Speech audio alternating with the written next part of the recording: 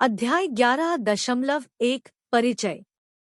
प्रस्तावना। यह अध्याय मानसिक स्वास्थ्य के अंतरसांस्कृतिक अध्ययनों पर चर्चा करता है और मानवविज्ञानी, विशेष रूप से सुधीर कक्कड़ ने इस क्षेत्र में कैसे योगदान दिया है। काकर का काम विशेष रूप से भारत में गैर पश्चिमी उपचार प्रणालियों का पता लगाने के लिए मानवशास्त्रीय तरीकों, समाजशास्त्रीय अंतर्दृष्टि और तुलनात्मक विश्लेषण को जोड़ता है। 20वीं सदी के मध्य में मानवविज्ञानियों ने विभिन्न संस्कृतियों में मानसिक स्वास्थ्य का अध्ययन करना शुरू किया। फ्रायड के विचारों और ट्रोब्रिएंड आइलैंडर्स को शामिल करते हुए मालिनोवस्की के अध्ययन के बाद इस क्षेत्र को गति मिली।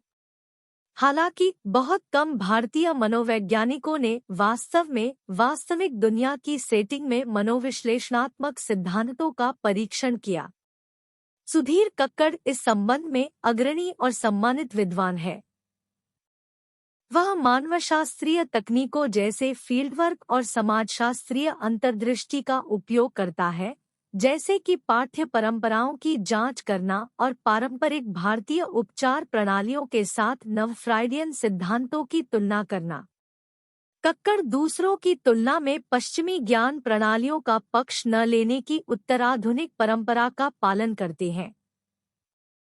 वह कठोरता से सकारात्मक दृष्टिकोण को नहीं अपनाता है, बल्कि पश्चिम में प्रशिक्षित एक भारतीय मनोविश्लेषक के रूप में अपनी स्थिति को स्वीकार करते हुए प्रतिवर्ती विश्लेषण में संलग्न रहता है। यह पुस्तक एक विश्लेषणात्मक कार्य और पूरे भारत में कक्कड़ की यात्रा का वर्णन है। इस यात्रा के दौरान वह भारतीय जीवन की विविधता को देखते हुए विभिन्न परंपराओं के चिकित्सकों से मिलते हैं। उनकी यात्राएं उन्हें ग्रामीण और आदिवासी क्षेत्रों से आधुनिक शहरों तक ले जाती है। छात्र को इस पाठ को दो पहलुओं के रूप में देखना उपयोगी लगेगा, एक समाजशास्त्र से संबंधित और दूसरा कार्यप्रणाली से संबंधित। मुख्य ध्यान बहुत अधिक नैतिक निर्णय लेने से बचने और ज्ञान के सभी रूपों को समान रूप से मानने पर है। इसलिए काकर के अनुसार एक आदिवासी ओझा और एक समकालीन मनोचिकित्सक के बीच कोई बुनियादी अंतर नहीं है। वह सहजता से पीर बाबा को अपना सहकर्मी, साथी, पेशेवर बता रहे हैं। सकारात्मकता से विविध घटनात्मक परीक्षण की ओर यह बदलाव महत्वपूर्ण है, साथ ही एक शोध उपकरण के रूप में व्यक्तिपरकता का समावेश भी महत्वपूर्ण है। 11.2 उपचार को समझना। अध्याय की शुरुआत उपचार की अवधारणा को समझाते हुए होती है, जिसे ऑक्सफोर्ड इंग्लिश डिक्शनरी में परिभाषित किया गया है। किसी व्यक्ति को विभिन्न नकारात्मक स्थितियों या कष्टों जैसे पाप, दोह, अव्यवस्था, अस्वस्थता, खतरे या विनाश से बहाल करना। इसमें बचत शामिल है, शुद्ध करना, साफ करना, मरम्मत करना और सुधारना। पेज 3। चिकित्सकों की श्रेणी में हिंदू आयुर्वेद और सिद्ध चिकित्सक, इस्लामी यूनानी हकीम, साथ ही ज्योतिषी, साधु, जड़ी बूटी विशेषज्ञ, ज्योतिषी, माता, भगवान और कई अन्य पेशेवर शामिल है। इस संदर्भ में उपचार एक ऐसी परंपरा में गहराई से निहित है जहां यह न केवल एक अलग चिकित्सा पद्धति है, बल्कि रहस्यमय और आध्यात्मिक क्षेत्र का भी हिस्सा है। यह घटना भारत तक ही सीमित नहीं है, यह विभिन्न गैर पश्चिमी संस्कृतियों में भी मौजूद है। ऐतिहासिक रूप से यहूदी ईसाई परंपराओं में भी आत्मा के कब्जे और शरीर पर शैतानी प्रभावों में विश्वास थे, जो तब तक व्यापक थे जब तक कि उन्हें धीरे धीरे पश्चिमी चिकित्सा प्रणालियों और पश्चिमी वैज्ञानिक सोच के प्रभुत्व से बदल नहीं दिया गया। भारत में औपनिवेशिक काल के दौरान पश्चिमी चिकित्सा प्रणालियों में विश्वास गहरा हो गया, खासकर समाज के कुलीन वर्गों के बीच। कई लोगों ने कक्कड़ जैसे व्यक्तियों द्वारा अपनाए गए तरीकों को महज अंधविश्वास कहकर खारिज कर दिया होगा। चन्ना 2004। काकर का लक्ष्य स्वास्थ्य और उपचार के संबंध में सोचने के इन पुराने तरीकों में से कुछ को बहाल करना है। वह पारंपरिक प्रणालियों और आधुनिक मनोविश्लेषणात्मक और चिकित्सा प्रणालियों के दर्शन और तकनीकों के बीच समानताएं बनाकर उन्हें वैज्ञानिक क्षेत्र में वैधता देने का भी प्रयास करता है। किसी व्यक्ति के बारे में हिंदुओं का सोचने का तरीका पश्चिमी प्रणाली के सोचने के तरीके से भिन्न है। पश्चिमी दृष्टिकोण में व्यक्ति को वर्तमान में विद्यमान और सीमित माना जाता है, लेकिन हिंदू परिप्रेक्ष्य में स्वयं वर्तमान से बंधा नहीं है। यह कर्म के चक्र से जुड़ा है जो कई जन्मों तक चलता है। हिंदू धर्म में सामाजिक व्यवस्था भी वर्तमान से कहीं आगे तक फैली हुई है, जिसमें पूर्वज और भविष्य की पीढ़ियां दोनों शामिल है। सरल शब्दों में किसी व्यक्ति की मानसिक और शारीरिक भलाई उनके पिछले जीवन, उनके पूर्वजों के कर्मों से प्रभावित होती है और वे जो करते हैं उसका आने वाली पीढ़ियों पर प्रभाव पड़ता है। किसी व्यक्ति को पश्चिमी समाज की तरह एक व्यक्ति के रूप में नहीं देखा जाता है, बल्कि मैके मैरियट ने जिसे व्यक्ति कहा है वह कई हिस्सों से बना होता है। ये हिस्से अतीत और वर्तमान के विभिन्न स्रोतों से आते हैं, इसलिए उपचार का दृष्टिकोण समग्र होना चाहिए। इसे कई पहलुओं पर ध्यान देना चाहिए, जिनमें से कुछ की उत्पत्ति अलौकिक और रहस्यमय हो सकती है। इसलिए स्वास्थ्य का मतलब सिर्फ यह नहीं है कि शरीर को क्या हुआ है, यह इस बारे में भी है कि कोई व्यक्ति कैसे अस्तित्व में आया, उनके माता पिता, उन्होंने अपना जीवन कैसे जिया और परिवार का इतिहास, उनके जन्म का स्थान और उनके द्वारा पालन की जाने वाली सांस्कृतिक प्रथाओं जैसे कई अन्य कारण। दूसरे शब्दों में, उपचार एक ऐसा शब्द है जो केवल चिकित्सा अर्थ से परे जाता है और स्वास्थ्य किसी व्यक्ति के सामाजिक, सांस्कृतिक और आध्यात्मिक पहलुओं को शामिल करता है, न कि केवल भौतिक पहलुओं को। काकर 1965 में फौकॉल्ट के समान दृष्टिकोण साझा करते हैं, जो मानते थे कि मानसिक बीमारी विशिष्ट समय और स्थानों के सांस्कृतिक मानदंडों से आकार लेती है। मानवविज्ञानियों ने भी लंबे समय से नोट किया है कि पागलपन की परिभाषा समाज का एक उत्पाद है और मनोविश्लेषणात्मक विचार संस्कृतियों के बीच भिन्न होते हैं। प्रत्येक संस्कृति की प्रतीकात्मक संरचनाओं के भीतर अपना अर्थ ढूंढते हैं। उदाहरण के लिए, एक जनजातीय समाज किसी ऐसे जादूगर का बहुत सम्मान कर सकता है जिसके पास दिव्य दृष्टि है, जबकि आधुनिक संस्कृति में उसी व्यक्ति को मतिभ्रम संबंधी विकारों के कारण सिजोफ्रेनिक माना जा सकता है। प्रारंभ में कुछ मानवविज्ञानी और विद्वान, यहाँ तक कि फ्रायर की तरह, सोचते थे कि गैर पश्चिमी संस्कृतियों में जादूगर और रहस्यवादी पश्चिमी संस्कृतियों में विक्षिप्त और मनोरोगियों के समान थे। हालांकि बाद में यह एहसास हुआ कि ये व्यक्ति अपने रोजमर्रा के जीवन में बिल्कुल सामान्य और तर्कसंगत थे, लेकिन वे सांस्कृतिक रूप से निर्धारित स्क्रिप्ट का पालन करते थे। यहाँ तक कि इनमें से कुछ व्यक्तियों द्वारा प्रदर्शित उल्लेखनीय शारीरिक क्षमताएं या दर्द संवेदना की कमी भी गहरी मनोवैज्ञानिक कंडीशनिंग का परिणाम थी, जिनमें से कुछ काकर इस पुस्तक में चर्चा करते हैं। वास्तव में उन्होंने संस्कृति और मनोविज्ञान के बीच संबंध का पता लगाने के लिए सांस्कृतिक मनोविज्ञान शब्द का परिचय दिया। लेखक अपनी पद्धति में एक निश्चित पूर्वाग्रह को स्वीकार करता है, जो पुस्तक के चिंतनशील दृष्टिकोण से मेल खाता है। भारतीय होने के नाते उनका मानना था कि भारतीय सोच में कुछ न कुछ तर्क अवश्य होना चाहिए। हालांकि वह इस बात पर भी जोर देते हैं कि किसी की अपनी संस्कृति से अलगाव का कुछ स्तर, अन्य दृष्टिकोणों की गहरी समझ और यहाँ तक कि दूसरों के रूप में रहने का एक अस्थायी अनुभव वास्तव में किसी की अपनी संस्कृति और समाज को बेहतर ढंग से समझने के लिए आवश्यक हो सकता है। 9। इस तरह वह एक ऐसे विषय पर व्यावहारिक टिप्पणियां प्रस्तुत करता है जिसे समाजशास्त्र ने लंबे समय से मान्यता दी है। किसी की अपनी संस्कृति का अध्ययन करने के फायदे और नुकसान, साथ ही विश्लेषणात्मक दृष्टिकोण के रूप में व्यक्तिपरकता और निष्पक्षता के पक्ष और विपक्ष। फिर भी वह मानते हैं कि अपने काम को सैद्धांतिक रूप से स्वीकार्य बनाने के लिए उन्हें मनोविश्लेषण सहित मुख्यधारा के मनोवैज्ञानिक सिद्धांतों से बहुत दूर नहीं जाना चाहिए। वह सांस्कृतिक सापेक्षता और मनोवैज्ञानिक सार्वभौमिकता को एक साथ आगे बढ़ाने में विरोधाभास से अवगत है। हालांकि इस पूरी किताब में वह इस चुनौती से निपटने में कामयाब रहे। अब आइए इस कार्य में प्रस्तुत किए गए केस अध्ययनों और उनकी व्याख्याओं पर गौर करें। प्रत्येक मामले में, जैसा कि हम जल्द ही पता लगाएंगे, उपचारकर्ता की पद्धति और दृष्टिकोण को सार्वभौमिक मनोवैज्ञानिक सिद्धांत के ढांचे में शामिल करने का प्रयास किया गया है। 11.3 पट्टेशाह दरगाह के पीर। पट्टेशाह दरगाह दिल्ली में स्थित एक छोटी मस्जिद है। इसका निर्माण 18वीं शताब्दी के दौरान एक सूफी संत की याद में किया गया था। इस केस स्टडी का विषय पीर या आध्यात्मिक नेता है जो यहाँ रहते थे।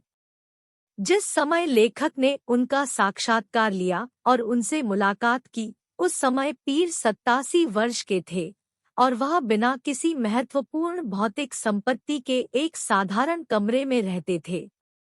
वह बिना किसी स्वार्थ के दूसरों के लाभ के लिए अपनी उपचार शक्तियों का उपयोग करने में दृढ़ता से विश्वास करते थे। उन्होंने अपनी सेवाओं के बदले में कभी पैसे नहीं मांगे और चूंकि उनके ग्राहक ज्यादातर समाज के गरीब वर्गों से आते थे, इसलिए उन्हें शायद ही कोई भौतिक पुरस्कार मिला। जो चीज इस पीर को अलग करती थी वह यह विश्वास था कि उनका जन्म चमत्कारी तरीके से हुआ था। दुनिया भर में असाधारण जन्मों की कहानियां अक्सर विशेष क्षमताओं के दावों से जुड़ी रही हैं। हालांकि इस पीर के विवरण से यह नहीं पता चलता कि उनका कोई उल्लेखनीय या करिश्माई व्यक्तित्व था जो अपने व्यक्तिगत गुणों से लोगों को प्रभावित कर सके। इसके बजाय वह एक कमजोर, बिना दांत वाले बुजुर्ग व्यक्ति के रूप में दिखाई दिया, जो फटे हुए कपड़े पहने हुए था और एक गंदे और अव्यवस्थित कमरे में रहता था। इस अप्रभावी उपस्थिति के बावजूद पीर ने चमत्कारी उपचार करने के लिए ख्याति अर्जित की थी। बॉक्स 11.1 पीर की व्याख्या। पीर एक धार्मिक व्यक्ति अक्सर बीमारियों को जिन्न जैसे अलौकिक प्राणियों की घुसपैठ के परिणाम के रूप में समझाते थे, जो बाला नामक दुर्भावनापूर्ण संस्थाओं में बदल गए थे। जिन्न शुरुआत में हर व्यक्ति के आंतरिक स्व का एक हिस्सा है, जो हमारे अस्तित्व के छिपे और अस्पष्ट पहलुओं में रहते हैं। किसी व्यक्ति की मृत्यु के बाद स्वर्गदूतों को इन जिन्नों को मिटाना होता है। हालांकि अगर किसी कारण से एक जिन्न बरकरार रहता है, तो वह एक बाला में रूपांतरित हो सकता है और अपने पास रखने के लिए एक नए मेजबान शरीर की तलाश कर सकता है। मनोवैज्ञानिक और राक्षसी ढांचे के बीच संबंध स्थापित करने के लिए काकर सुझाव देते हैं कि जिन्न मानव स्वभाव के छिपे हुए हिस्से के समान है, जिन्हें मनोविश्लेषक आईडी के रूप में संदर्भित करते हैं। आईडी नैतिक और मौलिक है, जो अचेतन और सामाजिक रूप से कलंकित कल्पनाओं और इच्छाओं को आश्रय देती है। इसलिए बालाएं मूल रूप से मूल कल्पनाओं की अभिव्यक्ति हैं, जो भारतीय सांस्कृतिक संदर्भ में महत्वपूर्ण चिंताओं को उकसाती है। मनोवैज्ञानिक चिंताओं और संस्कृति के बीच यह संबंध स्पष्ट हो जाता है, क्योंकि सांस्कृतिक रूप से निषिद्ध या दबी हुई चीजें ही अचेतन कल्पनाओं में उभरती हैं। उदाहरण के लिए, काकर का तर्क है कि भारतीय संस्कृति में प्रचलित मूल कल्पना में एक महिला दानव शामिल है, जो निषिद्ध महिला कामुकता का प्रतीक है, जो सबसे शक्तिशाली पुरुषों को भी उनकी जीवन शक्ति से वंचित कर देती है। यह एक महिला राक्षस द्वारा मारे गए एक पहलवान की कहानियों की व्याख्या करता है, जो उसकी महत्वपूर्ण ऊर्जा का उपभोग करती है। भारतीय संस्कृति में एक गुणी महिला से अपेक्षा की जाती है कि वह खुली कामुकता प्रदर्शित न करे, फिर भी पुरुष ऐसी महिलाओं के लिए अचेतन इच्छाएं पालते हैं। ये इच्छाएं चुड़ैल या मादा राक्षसी का रूप ले लेती हैं, जो इस निषिद्ध लालसा का प्रतिनिधित्व करती है। उपचार की पारंपरिक प्रणाली के अंतर्गत पीर वाली मस्जिद में विभिन्न प्रकार के चिकित्सक पाए जाते हैं, जिनमें हकीम जैसे विशेषज्ञ भी शामिल हैं, जो बाहर एक पेड़ के नीचे बैठते हैं। हकीम और पीर के बीच मुख्य अंतर एक तकनीशियन और पुजारी के बीच जैसा है। हकीम दवाइयां प्रदान करता है और सभी समस्याओं और अलौकिक घटनाओं को तर्कहीन कल्पनाओं के रूप में देखता है। पारंपरिक उपचार में यह आवश्यक है कि उपचारकर्ता केवल वह व्यक्ति न हो जो दवाएं देता हो, बल्कि वह दूसरों से अलग एक अद्वितीय व्यक्ति हो। यह अंतर केवल अधिक ज्ञान और कौशल होने के कारण नहीं है, बल्कि यह गहन आंतरिक परिवर्तन का परिणाम है। ऐसा उपचारकर्ता श्रेष्ठ नैतिक और नैतिक चरित्र का व्यक्ति होता है, और उनकी क्षमताएं बाहरी स्रोतों से नहीं आती है, बल्कि उनके भीतर अंतर्निहित होती है। इस अंतर्निहित शक्ति को अक्सर इल्मुल रूहानी या आत्मा ज्ञान के रूप में जाना जाता है। पीर, जो आध्यात्मिक नेता है, को सयानों की तुलना में उच्च दर्जा प्राप्त माना जाता है, जिनके पास उपचार कौशल तो है, लेकिन पवित्र विशेषज्ञों की श्रेष्ठ आध्यात्मिक शक्ति का अभाव है। पीर और बाबा अपने ज्ञान से उपचार नहीं करते, इसके बजाय वे दिव्यता के लिए एक माध्यम के रूप में कार्य करते हैं। वास्तविक उपचार इस दिव्य शक्ति द्वारा किया जाता है। इसलिए पीर बनने के लिए एक व्यक्ति को विशिष्ट सद्गुणों को विकसित करना चाहिए, आंतरिक परिवर्तन से गुजरना चाहिए, जिससे वह जरूरतमंद लोगों तक दिव्य उपचार स्पर्श संचारित करने में सक्षम हो सके। यही धारणा है कि पीर अपनी सेवाओं के लिए भुगतान की मांग नहीं करते हैं, क्योंकि उनका मानना है कि उपचार ईश्वर का कार्य है।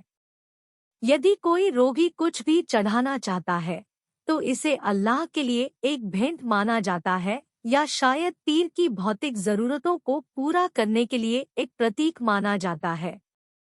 एक विश्लेषक के रूप में लेखक और पाठक दोनों के लिए सबसे महत्वपूर्ण बात यह समझना है कि इलाज कैसे प्राप्त किया जाता है। यह स्पष्ट है कि यदि बहुत से लोग किसी चिकित्सक की सहायता लेना जारी रखते हैं, तो ऐसे रोगियों की एक निश्चित संख्या होनी चाहिए जो उपचार से संतुष्ट हों। एक निश्चित स्तर पर, अक्सर सचेत जागरूकता के बिना, रोगी उपचारक का मूल्यांकन इस आधार पर करता है कि उपचारक एक आदर्श उपचारक के रोगी के विचार से कितना मेल खाता है। इसलिए भले ही पीर, आध्यात्मिक उपचारक, अस्वच्छ, अशुद्ध और धन से रहित दिखते हों, फिर भी वे इन्हीं गुणों के कारण एक दिव्य व्यक्ति के रूप में सामने आ सकते हैं। नतीजतन रोगी उन्हें अलौकिक, गहन धार्मिक और पवित्र क्षमताओं से युक्त समझ सकता है। यह मूल्यांकन इस तथ्य से उपजा है कि उपचारकर्ता के पास भौतिक संपत्ति और समृद्धि के स्पष्ट संकेतों का अभाव है, जो बदले में उन्हें गरीब व्यक्तियों की नज़र में पवित्र और भरोसेमंद बनाता है। इसके अलावा जो लोग उपचार चाहते हैं, उन्हें बेहतर होने की बहुत उम्मीदें होती हैं, क्योंकि वे उन कहानियों और परंपराओं से प्रभावित होते हैं जो बताती हैं कि कुछ उपचारकर्ताओं के पास विशेष शक्तियां होती है। जैसा कि काकर बताते हैं, जब पूरी संस्कृति बीमारी के समान अलौकिक कारणों और उपचार के तरीकों में विश्वास करती है, तो यह उपचार प्रक्रिया को और अधिक प्रभावी बनाती है। यह साझा विश्वास मरीज को उनके ठीक होने की संभावनाओं के बारे में सकारात्मक महसूस करने में मदद करता है, क्योंकि उन्हें अपने परिवार और दोस्तों का समर्थन प्राप्त होता है, जो इन तरीकों में भी विश्वास करते हैं। काकर, पृष्ठ 42। इसके अलावा चिकित्सकों के पास मानसिक स्वास्थ्य समस्याओं के समाधान के प्रभावी तरीके हैं। उदाहरण के लिए, पीर बाबा मरीजों के सपनों के बारे में पूछते थे, जो अक्सर छिपी हुई भावनाओं और दमित भावनाओं को सतह पर लाते थे। हिंदू धर्म और इस्लाम दोनों ही सपनों की व्याख्या को महत्व देते हैं, और पीर द्वारा प्रदान की गई व्याख्याएं अक्सर पेशेवर मनोचिकित्सकों की व्याख्याओं के अनुरूप होती है। उपचार पद्धतियां, जैसे आंतरिक सफाई के लिए पवित्र जल देना, शुद्धि के प्रतीक के रूप में पानी की मनोविश्लेषणात्मक व्याख्याओं से भी मेल खाती है। 11.4 राजस्थान में बालाजी मंदिर। आइए अब बात करते हैं राजस्थान के भरतपुर नामक छोटे से कस्बे में स्थित एक मंदिर के बारे में। यह मंदिर देखने में भले ही साधारण लगता हो, लेकिन एक अनोखे कारण से काफी प्रसिद्ध है। लोगों का मानना है कि भगवान बालाजी या हनुमान, जिनकी यहाँ पूजा की जाती है, बुरी आत्माओं, पागलपन, मिर्गी और बांझपन जैसी विभिन्न समस्याओं का इलाज कर सकते हैं। मंदिर की कहानी के अनुसार बालाजी को अपनी मां अंजना की गोद में बैठे हुए दिखाया गया है, जो मातृ देखभाल और उपचार की भावना देता है। बालाजी के अलावा इस मंदिर में 2 अन्य देवता भी हैं, प्रेतराजा या धर्मराजा, जिन्हें मृत्यु के देवता के रूप में भी जाना जाता है, और महाकाल भैरव, जो शिव के अवतार है। जबकि बालाजी उपचार से जुड़े हैं, महाकाल भैरव का राक्षसों और बुरी आत्माओं पर नियंत्रण है, और मृत्यु के देवता उन सभी पर नजर रखते हैं। धर्मराजा लोगों के अच्छे और बुरे कर्मों का हिसाब रखते हैं और तदनुसार उन्हें दंडित करते हैं। लोगों का मानना है कि जो लोग समय से पहले मर जाते हैं, वे भूत प्रेत, परेशान आत्माएं बन जाते हैं, जो जीवित लोगों को परेशान करते हैं, क्योंकि उनकी इच्छाएं अधूरी रह जाती है। हालांकि जैसा कि हम देखेंगे, ये आत्माएं मूल रूप से जीवित लोगों की अधूरी इच्छाएं हैं, जो उन्हें उनके अचेतन मन से परेशान करती है। मंदिर को एक असामान्य स्थान के रूप में वर्णित किया गया है, जहां कई मरीज और उनके परिवार लंबे समय तक रहते हैं। अजीब व्यवहार आम है और उन्हें अजीब नहीं माना जाता है। विशेष रूप से मंदिर में बड़ी संख्या में युवा महिलाएं हैं, जो अक्सर उन्मादपूर्ण व्यवहार के लक्षण प्रदर्शित करती है। ये महिलाएं विश्लेषण के लिए विशेष रुचि रखती हैं, क्योंकि लेखक के अनुसार वे ग्रामीण महिलाओं के संचित और दमित गुस्से का प्रतिनिधित्व करती है। शकुन नाम की एक युवा लड़की की कहानी है। वह 19 साल की थी और बिहार के एक छोटे शहर से आई थी।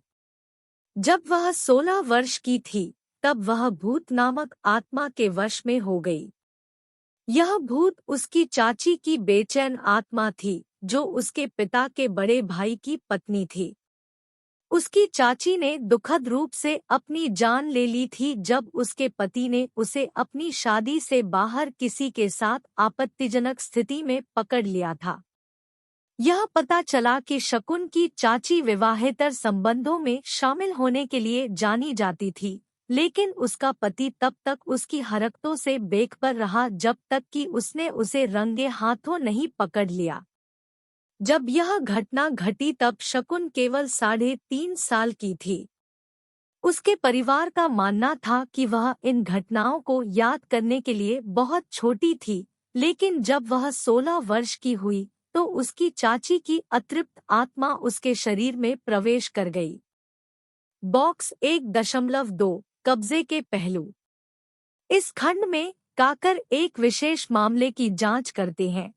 इसे एक रूढ़िवादी समाज में एक सामान्य घटना के रूप में व्याख्या करते हैं, जहां एक युवा लड़की की अधूरी और छिपी इच्छाओं को किसी चीज पर प्रोजेक्ट किया जाता है। विशेष रूप से शकुन की स्थिति को उसके अचेतन मन द्वारा एक प्रतीकात्मक प्रतिनिधित्व बनाने के रूप में देखा जाता है, जो उसकी चाची का रूप लेता है। यह प्रतिनिधित्व शकुन की अपनी यौन इच्छाओं, संभवतः समलैंगिक इच्छाओं का भी प्रतीक है।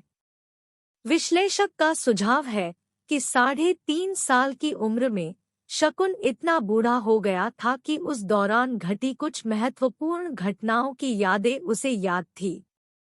इसके अलावा जैसे जैसे वह बड़ी होती गई, संभवतः उसने इन घटनाओं की कहानी अपने परिवार के सदस्यों द्वारा बार-बार सुनी होगी।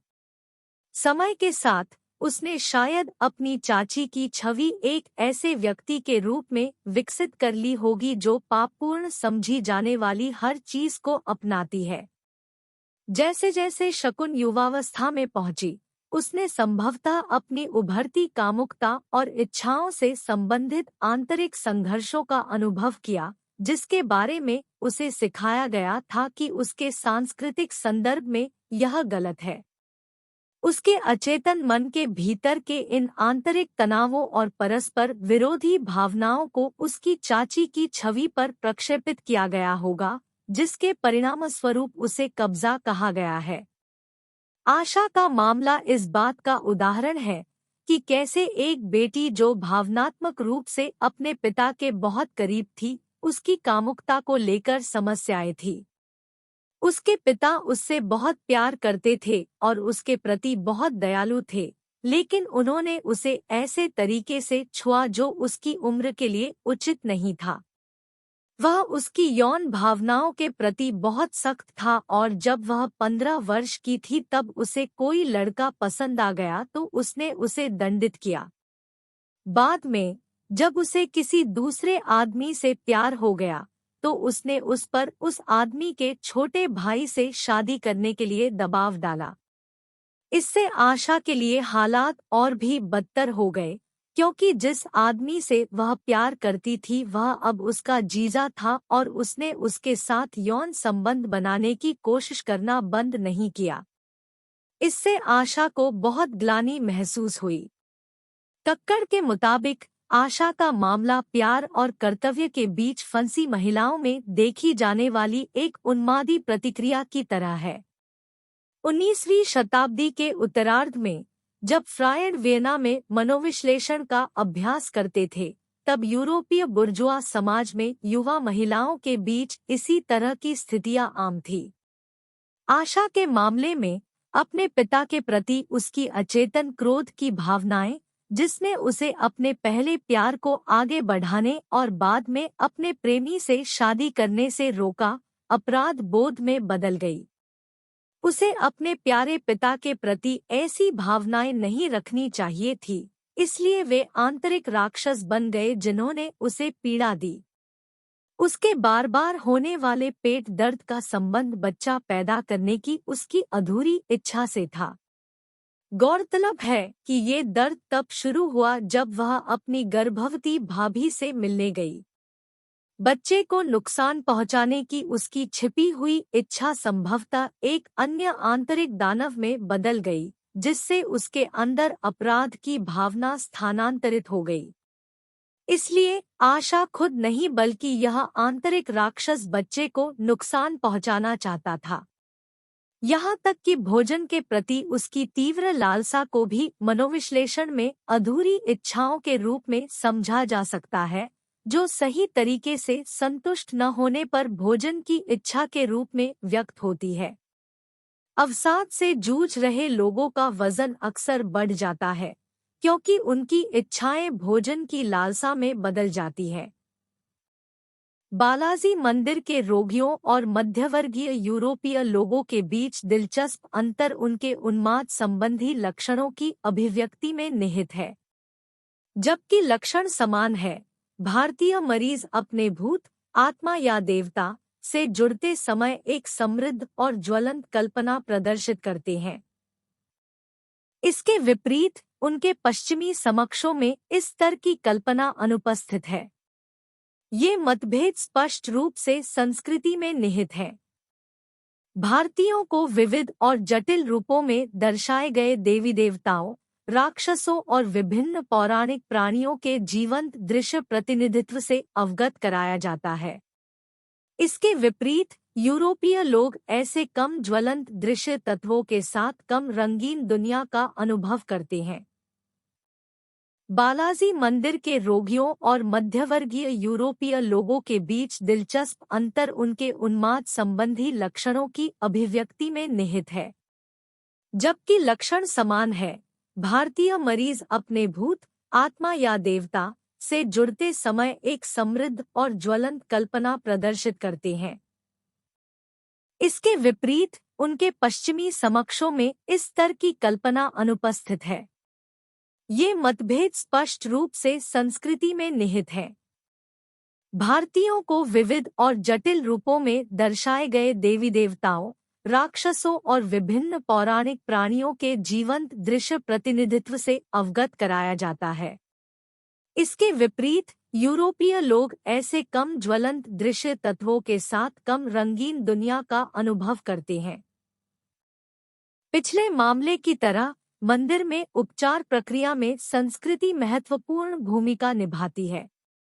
मंदिर के भीतर सामूहिक प्रयास, दर्शकों के सामने की गई सार्वजनिक घोषणाएं या पेशियां और कार्यवाही में उपस्थित सभी लोगों की सक्रिय भागीदारी उपचार प्रक्रिया को वैधता और वास्तविकता का एहसास देती है। मरीज की उम्मीदें बढ़ जाती हैं, क्योंकि बड़ी संख्या में लोग इसके सत्यापन में योगदान करते हैं। राक्षसों और आंतरिक संघर्षों को सार्वजनिक रूप से संबोधित किया जाता है और रोगियों को दृश्य राहत का अनुभव होता है, क्योंकि वे अपनी छिपी इच्छाओं और भावनाओं को सामाजिक रूप से स्वीकृत तरीके से जारी करने में सक्षम होते हैं। जब मरीज और उनके रिश्तेदार बैठकों के लिए इकट्ठा होते हैं, तो छतों पर बिताई गई रातें उपचार प्रक्रिया का एक अनिवार्य हिस्सा है। इन सभाओं के दौरान प्रत्येक मामले पर गहन चर्चा की जाती है, तुलना की जाती है और एक दूसरे को भावनात्मक समर्थन दिया जाता है। मरीजों को जब हर कोई कहता है कि यह हो जाएगा के रवैये से महत्वपूर्ण समर्थन मिलता है। इसके अलावा भूत घटना और कब्जे की पूर्ण स्वीकृति रोगियों को नैतिक समर्थन प्रदान करती है। उन्हें कभी यह एहसास नहीं होने दिया जाता कि उनके साथ कुछ गलत है। इसके बजाय हर चीज का श्रेय राक्षसों की उपस्थिति को दिया जाता है। पुरुष मरीज अक्सर जिम्मेदारियां संभालने से संबंधित चिंताओं और अकेलेपन की भावना का अनुभव करते हैं। वे परिपक्व, जिम्मेदार वयस्कता में संक्रमण से बचने के लक्षण प्रदर्शित करते हैं। कुछ लोगों को काम या शादी का सामना करने पर मानसिक रूप से टूटने का भी अनुभव हो सकता है। काकर ने इसे सरल करते हुए कहा कि जहां महिला हिस्टीरिया शक्तिहीनता की भावना से जुड़ा है, वहीं पुरुष हिस्टीरिया आत्मनिर्भरता के दबाव और स्वतंत्र व्यक्ति बनने की चिंता से जुड़ा है। भारत में संस्कृति में मां बेटे के बेहद करीबी रिश्तों के कारण पुरुषों के लिए अपनी मां से अलग होने का विचार विशेष रूप से परेशान करने वाला है। 11.5 ओराव पूर्वी भारत में छोटा नागपुर पठार में रहने वाला एक आदिवासी समुदाय है। वे जंगल में रहते थे, लेकिन वनों की कटाई ने जंगलों को उनके घरों से दूर कर दिया है। आजकल वे बुनियादी खेती करते हैं, जो बमुश्किल उनकी बुनियादी जरूरतों को पूरा करती है। हालांकि वे प्रकृति के प्रति गहरा सम्मान रखते हैं। प्रत्येक उराव गांव में पेड़ों, तालाबों और झरनों वाला एक पवित्र क्षेत्र होता है, जो अपने देवताओं और पैतृक आत्माओं से एक विशेष संबंध रखते हैं। उराव लोग हिंदुओं में अक्सर देखी जाने वाली यौन बाधाओं के बिना स्वतंत्र रूप से और खुले तौर पर रहते हैं। उनके पास धुमकुरिया या युवा छात्रावास नामक एक अनोखी संस्था है। लड़के लगभग 8 वर्ष की आयु में इस संस्था में प्रवेश करते हैं, जहां वे लोकगीत, नृत्य, संगीत और अन्य आदिवासी परंपराओं की शिक्षा प्राप्त करते हैं। वे इस शिक्षा को तब तक जारी रखते हैं जब तक कि वे शादी करने और वयस्क जिम्मेदारियां संभालने के लिए पर्याप्त उम्र के न हो जाएं। शीर्षक: ओराव के जादूगर, उनकी विशेषज्ञता की एक झलक। परिचय: भारत के स्वदेशी समूहों में से एक, ओराम समुदाय एक समृद्ध सांस्कृतिक विरासत का दावा करता है, जो अद्वितीय परंपराओं, रीति रिवाजों और प्रथाओं से परिपूर्ण है। उनकी आध्यात्मिक और उपचार पद्धतियों के केंद्र में एक रहस्यमय व्यक्ति है, जिसे शमन के नाम से जाना जाता है। ओराव शमन अपने समाज में एक केंद्रीय व्यक्ति हैं, जो अपने विशेष कौशल और ज्ञान के लिए सम्मानित है। यह प्रतिबिंब ओराम शमन की भूमिका और विशेषज्ञता की पड़ताल करता है, उनकी प्रथाओं की जटिलताओं और समुदाय के भीतर उनकी भूमिका के महत्व पर प्रकाश डालता है। उराव समुदाय। इससे पहले कि हम उराव शमन की भूमिका और विशेषज्ञता के बारे में गहराई से जानें, उस संदर्भ को समझना आवश्यक है जिसमें वे काम करते हैं। मुख्य रूप से झारखंड, छत्तीसगढ़ और बिहार के कुछ हिस्सों में रहने वाले ओराम अपनी अनूठी सांस्कृतिक और धार्मिक प्रथाओं के लिए जाने जाते हैं। उनकी विश्वास प्रणाली जीववाद और पूर्वजों की पूजा में गहराई से निहित है, और उनका दैनिक जीवन अनुष्ठानों, समारोहों और समुदाय की मजबूत भावना से प्रभावित होता है। ओराव शमन एक पवित्र व्यक्ति। शमन, जिसे अक्सर पाहन या भूमका कहा जाता है, ओराम समुदाय के भीतर एक पूजनीय और पवित्र व्यक्ति है। ऐसा माना जाता है कि उनका आत्मा की दुनिया से सीधा संबंध है और उनके पास आत्माओं और देवताओं के साथ संवाद करने की शक्ति है। जादूगर की भूमिका बहुआयामी है, जिसमें विभिन्न कार्य शामिल हैं जो समुदाय की भलाई के लिए महत्वपूर्ण हैं। उराव शमन की विशेषज्ञता। आध्यात्मिक उपचार। ओराव शमन की प्राथमिक भूमिकाओं में से एक आध्यात्मिक उपचार है। उन्हें आत्माओं और देवताओं की मदद लेकर शारीरिक और मनोवैज्ञानिक दोनों तरह की विभिन्न बीमारियों का इलाज करने के लिए कहा जाता है। ओझा आत्माओं को प्रसन्न करने और बीमारों को ठीक करने के लिए उनका मार्गदर्शन प्राप्त करने के उद्देश्य से अनुष्ठान, मंत्रोच्चार और नृत्य करने में माहिर है। इन समारोहों के माध्यम से उनका लक्ष्य व्यक्ति के साथ साथ समुदाय के भीतर सद्भाव और संतुलन बहाल करना है। अटकल। उराव ओझा भविष्य की घटनाओं का पूर्वाभास करने या वर्तमान मुद्दों के कारणों को समझने की विद्या में कुशल है। अटकल में अक्सर सपनों की व्याख्या, प्राकृतिक संकेतों का अवलोकन और पत्थरों या हड्डियों जैसी पवित्र वस्तुओं का उपयोग शामिल होता है। इन संकेतों और प्रतीकों को समझकर जादूगर फसल की खेती, विवाह और अन्य महत्वपूर्ण जीवन घटनाओं सहित विभिन्न मामलों पर समुदाय को मार्गदर्शन और सलाह प्रदान करता है। अनुष्ठान नेतृत्व। जादूगर विभिन्न सामुदायिक अनुष्ठानों और समारोहों का नेतृत्व करने में केंद्रीय भूमिका निभाता है। ये अनुष्ठान सामाजिक एकता बनाए रखने, समुदाय के मूल्यों को मजबूत करने और ओराम लोगों की भलाई सुनिश्चित करने के लिए आवश्यक है। जादूगर इन अनुष्ठानों के सटीक निष्पादन में माहिर होता है, जिसमें अक्सर नृत्य, संगीत और आत्माओं को प्रसाद शामिल होता है। संघर्ष समाधान।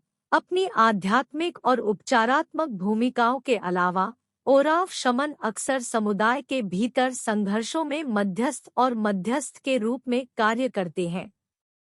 माना जाता है कि उनकी बुद्धिमत्ता और आध्यात्मिक अंतर्दृष्टि ऐसे संकल्प लाती है जो आत्माओं के मार्गदर्शन के अनुरूप होते हैं। यह विशेषज्ञता उराव समाज की सामाजिक समरसता में योगदान करती है। पारंपरिक ज्ञान के संरक्षक। ओराव शमन अपने समुदाय के पारंपरिक ज्ञान के संरक्षक भी हैं, जिसमें मौखिक परंपराएं, लोक कथाएं और उनके अनुष्ठानों की पेचीदगियां शामिल है। वे ओराव संस्कृति और आध्यात्मिकता के संरक्षण को सुनिश्चित करते हुए इस ज्ञान को युवा पीढ़ी तक पहुंचाते हैं। उराव शमन का महत्व। उराव शमन समुदाय के भीतर बहुत महत्वपूर्ण स्थान रखता है। आध्यात्मिक और उपचार पद्धतियों में उनकी विशेषज्ञता न केवल समुदाय के सदस्यों के शारीरिक और मनोवैज्ञानिक कल्याण में सहायता करती है, बल्कि ओराम परंपराओं और मान्यताओं की निरंतरता भी सुनिश्चित करती है। इसके अतिरिक्त सामाजिक सद्भाव बनाए रखने और संघर्षों को सुलझाने में ओझा की भूमिका ओराम समाज के ताने बाने को बनाए रखने में महत्वपूर्ण है। ओराव शमन का काम इस विश्वास में गहराई से निहित है कि वे मानव दुनिया और आध्यात्मिक दुनिया के बीच मध्यस्थ है। उनका विशिष्ट ज्ञान और कौशल सांत्वना और मार्गदर्शन का स्रोत है, जो ओराम लोगों के बीच एकता, पहचान और सांस्कृतिक गौरव की भावना को बढ़ावा देते हैं। निष्कर्ष: ओराव शमन, जिसे पहान या भूमिका के नाम से भी जाना जाता है, ओराव समुदाय के भीतर एक महत्वपूर्ण व्यक्ति है, जो आध्यात्मिक उपचार, भविष्यवाणी, अनुष्ठान नेतृत्व, संघर्ष समाधान और पारंपरिक ज्ञान के संरक्षण में विशेषज्ञता रखता है। उनकी भूमिका मात्र उपचार से कहीं आगे तक जाती है। वे आध्यात्मिक मार्गदर्शक, सांस्कृतिक संरक्षक और मध्यस्थ के रूप में कार्य करते हैं।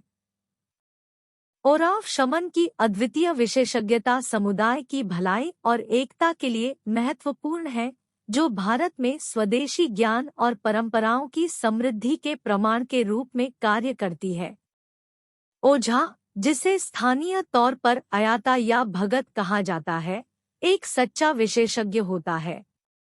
वह 2 प्रकार की मानसिक बीमारियों के बीच अंतर कर सकता है। एक प्रकार को एप्रोपी कहा जाता है, जो अत्यधिक चिंता, बेचैनी या किसी शारीरिक बीमारी के कारण होता है। अनिवार्य रूप से एक चिकित्सक जिस प्रकार का निदान कर सकता है। दूसरा प्रकार राक्षसी कब्जे के विचार के करीब है और इसे शैतानी विकार के रूप में जाना जाता है, जिसका श्रेय बुरी आत्माओं को दिया जाता है। अयाता उन स्थितियों की पहचान करने में भी सक्षम है जिनके लिए चिकित्सा उपचार की आवश्यकता होती है, जैसे पेट के कीड़े और अल्सर। ऐसे मामलों में वह रोगी को भूत प्रेत के इलाज में समय और पैसा खर्च करने के बजाय चिकित्सा सहायता लेने की सलाह देते हैं। बॉक्स 11.3 कब्जे के लिए उपचार। जब बात बचपन से ईर्ष्या का पता लगाने की आती है, तो अयाता लोगों का दृष्टिकोण मनोविश्लेषकों के समान होता है। इस परिप्रेक्ष्य की तुलना मेलानी क्लेन के सिद्धांत से की जा सकती है, जो बताता है कि शिशुओं को ईर्ष्या महसूस होने लगती है जब उन्हें एहसास होता है कि स्तन जीवन और सभी अच्छे अनुभवों का स्रोत है, और वे चाहते हैं कि वे ऐसी पूर्णता का स्रोत होते। कई मायनों में आदिवासी जादूगरों की बुद्धि आधुनिक वैज्ञानिकों की बुद्धि से मेल खाती है। शैतानी कब्जे का इलाज करने के लिए जादूगर रोगी को ट्रांस अवस्था में ले जाता है, जिससे हमलावर आत्मा के साथ संचार की अनुमति मिलती है। एक बार जब ओझा को राक्षस की इच्छाओं का एहसास हो जाता है, तो वे उससे छुटकारा पाने के तरीके खोजते हैं।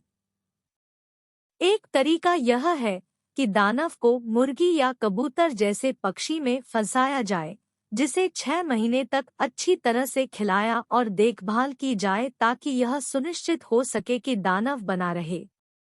फिर पक्षी को मार दिया जाता है और राक्षस का विनाश सुनिश्चित करने के लिए उसका मांस कई लोगों द्वारा खाया जाता है। रेमंड प्रिंस ने दुनिया के विभिन्न हिस्सों से अध्ययनों की समीक्षा करने के बाद सुझाव दिया है कि कब्जे के दौरान होने वाली चेतना की बदली हुई अवस्थाएं, जहां एक और पहचान हावी होने लगती है, अपने आप पर चिकित्सीय प्रभाव डाल सकती है। कब्जा अनुष्ठान के दौरान व्यक्ति का अहंकार विलीन हो जाता है और एक अधिक अनुकूलनीय अहंकार उभर सकता है। प्रत्यक्ष संपत्ति 2 प्रकार की होती है। एक में जादूगर शामिल होता है, जो किसी इष्टदेव से प्रभावित होता है, और दूसरा रोगी से जुड़ा होता है, जिस पर किसी राक्षस का प्रभाव होता है। यह रोगी के मामले में है कि अहंकार समायोजन होता है, जबकि जादूगर के लिए यह उनकी भूमिका का एक नियमित हिस्सा है। इन जनजातियों द्वारा सामना की जाने वाली चिंताएं अक्सर उनके अपने सामाजिक मानदंडों की तुलना में बाहरी कारकों के कारण होती है। वनों की कटाई, उनकी पारंपरिक जीवन शैली का क्षरण, उनकी जीवन शैली में जबरन बदलाव और गरीबी जैसे कारक उनमें अवसाद और न्यूरोसिस में योगदान करते हैं। वास्तव में उनकी लापरवाह जीवन शैली से उनके हिंदू पड़ोसी गुप्त रूप से ईर्ष्या करते हैं। 11.6 मैक्लोडगंज के लामा लामा बौद्ध धर्म का पालन करते हैं, जो कि उन हिंदुओं और एनिमिस्टों से अलग है जिनके बारे में हमने पहले बात की है। हालांकि वे आदिवासी प्रथाओं के समान शमनवाद का भी अभ्यास करते हैं और कब्जा अनुष्ठानों में विश्वास करते हैं। ये लामा दलाई लामा के साथ तब आए थे जब वे तिब्बत से भागकर धर्मशाला में बस गए थे। तब से स्थानीय लोगों पर उनका महत्वपूर्ण प्रभाव पड़ा है, चाहे वे बौद्ध हो, हिंदू हो या एनिमिस्ट हो। लामाओं के बीच 3 प्रकार के चिकित्सक होते हैं: रहस्यवादी, प्राचीन तिब्बती चिकित्सा में कुशल डॉक्टर, और ओझा जो कब्जे की रस्मों में संलग्न होते हैं। राक्षसी कब्जे पर तिब्बती दृष्टिकोण हिंदुओं से भिन्न है। बौद्धों के लिए सारा अस्तित्व मन की रचना है और सच्ची वास्तविकता केवल उन भ्रमों को दूर करके प्राप्त की जा सकती है जिन्हें हम वास्तविक दुनिया के रूप में देखते हैं। इस दृष्टिकोण में शारीरिक और मानसिक दोनों बीमारियां मन की विकृतियों के कारण उत्पन्न होती है और इलाज के लिए मानसिक और भावनात्मक पहलुओं की गहन सफाई की आवश्यकता होती है। हालांकि अपने व्यावहारिक उपचार में लामा अक्सर तत्काल राहत चाहने वाले रोगियों से निपटते हैं, इस विचार में रुचि न रखते हुए कि यह सब भ्रामक है। इस प्रकार चिकित्सक बीमारियों के 4 मुख्य तात्कालिक कारणों की पहचान करते हैं: वर्ष का समय, आहार संबंधी आदतें, व्यवहार और वातावरण में 360 आत्माएं। तिब्बती प्रणाली मानसिक और शारीरिक बीमारियों के बीच ज्यादा अंतर नहीं करती है, उनकी उत्पत्ति समान बताती है। निदान में आमतौर पर सपनों का विश्लेषण शामिल होता है, जो कई संस्कृतियों में इस्तेमाल की जाने वाली विधि है। अन्य संकेतक जैसे रोगी की आंखों की गति विशिष्ट हमलावर आत्मा की पहचान करने में मदद करते हैं। हालांकि सभी लक्षण आत्मा के कब्जे से जुड़े नहीं हैं, क्योंकि आधुनिक चिकित्सा प्रणालियों के समान भावनात्मक संकट और दोहक को भी मानसिक गड़बड़ी का कारण माना जाता है। बुरा समय, बुरे कर्म और यहाँ तक कि बुरी किस्मत भी खराब स्वास्थ्य का कारण हो सकती है और उपचार में व्यक्ति का नाम बदलने से लेकर प्रार्थना झंडे लटकाने तक शामिल है। निश्चित रूप से जब मानव मानसिक बीमारियों के निदान की बात आती है तो तंत्र और मनोविश्लेषण एक समान दृष्टिकोण साझा करते हैं। यदि हम जन्म के अनुभव को अलग रख दें, जो हमारे लिए काफी हद तक रहस्यमय बना हुआ है, तो अहंकार को अपनी विकास यात्रा के दौरान जिन भावनात्मक संकटों का सामना करना पड़ता है, उनमें से अधिकांश अलगाव और भेदभाव के विषयों के आसपास घूमते हैं। एक बच्चे को यह एहसास होने की प्रक्रिया कि वह उसकी माँ से अलग है, विशेषकर उसके स्तन से, दर्दनाक हो सकती है। यह अलगाव तब भी होता है जब शिशु को अपने लिंग के बारे में पता चल जाता है। प्रारंभ में शिशुओं में भेदभाव की अवधारणा नहीं होती है, लेकिन जैसे ही उन्हें पता चलता है कि वे केवल एक ही लिंग के हो सकते हैं, पुरुष या महिला, तो एक अलग तरह की परेशानी सामने आती है। सिगमंड फ्रायड ने अहंकार विकास पर अपने सिद्धांतों में इन पहलुओं पर विस्तार से चर्चा की है। वह बताते हैं कि कैसे मानव मनोविज्ञान के प्रागैतिहासिक चरण में जन्म से लेकर 3 साल की उम्र तक शिशु पौराणिक चरित्र नार्सिसस के समान मैं को गैर मैं से अलग करने की एक दर्दनाक प्रक्रिया से गुजरता है। बॉक्स 1.4 तंत्र और मनोविश्लेषण। मनोविश्लेषण के समान, जो कई मानसिक मुद्दों को लिंग पहचान से संबंधित अचेतन आघातों के लिए जिम्मेदार मानता है, तंत्र भी यौन मतभेदों को मानव जीवन में एक महत्वपूर्ण चुनौती के रूप में देखता है। तंत्र का मानना है कि सच्ची पूर्णता और आध्यात्मिक स्वतंत्रता केवल तभी प्राप्त की जा सकती है जब कोई व्यक्ति अपनी लिंग पहचान को छोड़ देता है और खुद को एक अविभाज्य उभयलिंगीपन में विलीन कर देता है। अन्य विश्वास प्रणालियों के विपरीत, तंत्र कामुकता को प्रतीकात्मक और भौतिक दोनों तरीकों से संबोधित करता है। तंत्र के पुरुष साधकों के लिए उनकी आध्यात्मिक यात्रा के एक महत्वपूर्ण पहलू में अपने भीतर स्त्री कामुकता को समझना और अनुभव करना शामिल है। दूसरी ओर, महिला अभ्यासकर्ताओं को पुरुष यौन अनुभव का पता लगाने के लिए प्रोत्साहित किया जाता है। तंत्र अनिवार्य रूप से लिंग पूर्वाग्रह से मुक्त है और पुरुषों और महिलाओं के साथ समान व्यवहार करता है। यह सामाजिक वर्जनाओं को तोड़ने को बढ़ावा देता है, जिसमें यह विचार भी शामिल है कि किसी की माँ, बहन या बेटी के साथ यौन अनुभव करने से आध्यात्मिक मुक्ति मिल सकती है। वास्तव में, अधिकांश तंत्र विद्यालयों में साधकों को अपने जीवनसाथी के साथ यौन क्रियाओं में संलग्न होने की आवश्यकता होती है और पत्नी स्वयं माँ, बहन और बेटी की प्रतीकात्मक भूमिका निभाती है। काकर इसे समझाते हुए कहते हैं, फ्रायड के बाद के लोगों के रूप में हम जानते हैं कि बच्चे की अचेतन अनाचार संबंधी कल्पनाएं, जो लिंग पहचान की महत्वपूर्ण खोज से उत्पन्न होती हैं, महत्वपूर्ण चिंताओं को जन्म देती है। बच्चे का अपरिपक्व अहंकार मानस के भीतर रक्षा तंत्र बनाकर इन चिंताओं से निपटता है। तंत्र मनोविश्लेषण की तरह इसका उद्देश्य अनाचार से संबंधित इन मौलिक कल्पनाओं को पुनर्जीवित करना है। न केवल फ्रायड बल्कि जंग भी तांत्रिक प्रथाओं के साथ समानताएं पाएंगे। जुंगियन विश्लेषण के अनुसार कोई यह तर्क दे सकता है कि तांत्रिक प्रथाएं महिला की विरासत में मिली सामूहिक छवि को सामने लाती हैं, जो हर पुरुष के अचेतन में मौजूद होती है, जो महिलाओं के बारे में उनकी धारणा को आकार देती है। तंत्रवाद को समझने के लिए फ्रायडियन विश्लेषण उपयुक्त है, क्योंकि यह उभयलिंगीपन के विकासात्मक पहलुओं और इसकी सांस्कृतिक विविधताओं के प्रति संवेदनशील है। हालांकि काकर मनोवैज्ञानिक न्यूनीकरणवाद या पूर्ण सांस्कृतिक सापेक्षवाद की ओर झुकाव नहीं करने का सुझाव देते हैं, बल्कि एक अंतर सांस्कृतिक संदर्भ में मनोवैज्ञानिक सिद्धांतों का परीक्षण करके एक मध्य मार्ग अपनाने का सुझाव देते हैं।